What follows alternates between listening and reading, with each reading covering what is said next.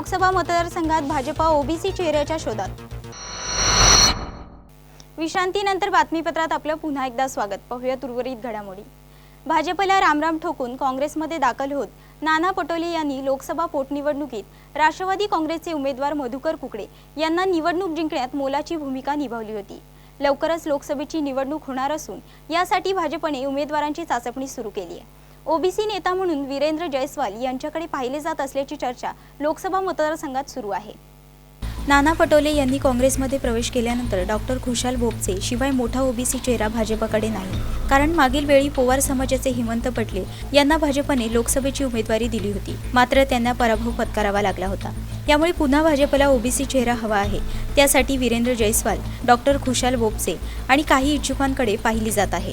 2019च्या लोकसभा निवडणुकीसाठी ओबीसी नेते तथा महिला कर्जमुक्ती आंदोलनाचे प्रवर्तक वीरेंद्र जयस्वाल तयारी करत असल्याची चर्चा आहे।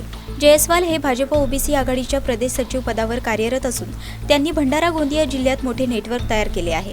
जयस्वाल हे भाजप ओबीसी आघाडीच्या प्रदेश सचिव पदावर कार्यरत असून त्यांनी भंडारा गोंदिया जिल्ह्यात मोठे नेटवर्क तयार केलेले आहे। भाजपने हेमंत पटले यांना लोकसभा पोटनिवडणुकीत आजमावून पाहिले, मात्र निवडणूक जिंकण्यात त्यांना यश आले नाही। भाजपकडे राज्यात ओबीसी नेतृत्वाची वानवा आहे। ही परिस्थिती सर्वांना ठाऊक असल्यामुळे ओबीसी नेत्यांच्या शोधात भाजप आहे।